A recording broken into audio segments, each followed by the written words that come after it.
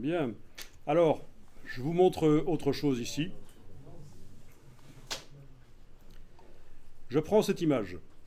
Bon, je mets le curseur dans l'image, dans le paragraphe qui supporte l'image. Donc vous savez comment ça marche quand l'image est plus large que la colonne. Il faut parfois aller cliquer sur le paragraphe suivant et flèche gauche pour faire remonter le curseur.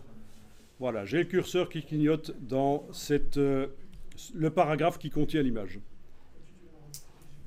Alors regardez bien, vous allez tester après si vous voulez. Je vais dans le menu texte paragraphe et manuellement je vais régler l'étendue de colonne pour cette image.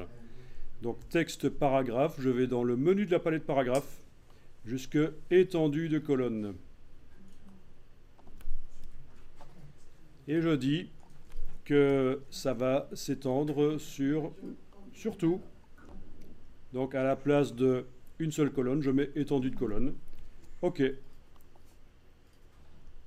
Et là, vous avez une image qui s'étend sur toute la colonne, sur les deux colonnes. Bon, on peut la laisser centrée comme ça, mais on peut aussi la sélectionner et aller avec l'outil de transformation manuelle.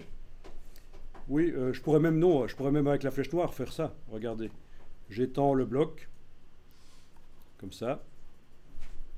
Ah, oui. Avec la touche Alt, comme ça, ça étend des deux côtés d'un coup, voilà. Et puis je demande quelque chose que vous connaissez, objet, ajustement, remplir le bloc proportionnellement.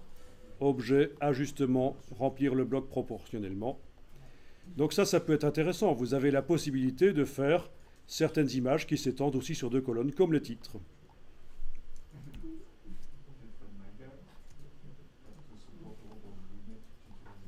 Voilà.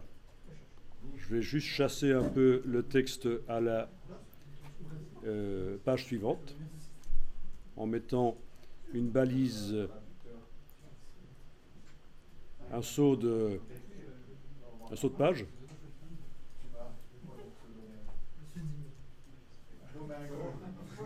Voilà. Et vous voyez ce que ça donne. On a vraiment l'image qui s'étend sur deux colonnes avec le texte. Bon, mais ça on voit souvent dans les magazines et c'est peut-être parfois un peu ambigu parce que... Donc on voit ça dans les magazines parfois et c'est parfois un peu ambigu parce qu'une fois que les gens sont arrivés ici en bas du paragraphe, ils ont peut-être tendance à passer à la colonne suivante alors que la suite elle n'est pas là, elle est là en dessous. Vous avez certainement vu ça, si vous lisez parfois des magazines, ça vous est arrivé aussi, hein, ce genre de choses. Donc c'est peut-être un peu ambigu, ennuyeux.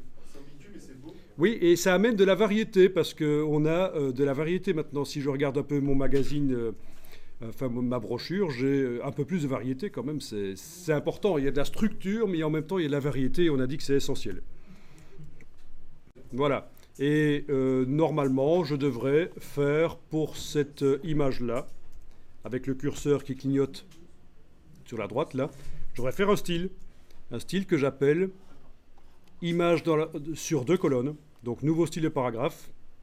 Nouveau style de paragraphe d'après aucun. Il vaut mieux dans un premier temps, quand vous êtes débutant dans InDesign, d'après aucun. Et donc image sur deux colonnes. Ça va être le nom du style quand je voudrais mettre une image sur deux colonnes. Voilà. La seule différence par rapport à image dans la colonne, c'est que dans le style image sur deux colonnes, il y a étendue de colonne qui indique que ça s'étend sur toutes les colonnes. Donc oui, j'ai appelé ça sur deux colonnes, mais évidemment si je l'utilise dans un document dans un bloc avec 3-4 colonnes, ça va s'étendre sur 4 colonnes évidemment, puisque le réglage c'est tout. On est d'accord, hein ?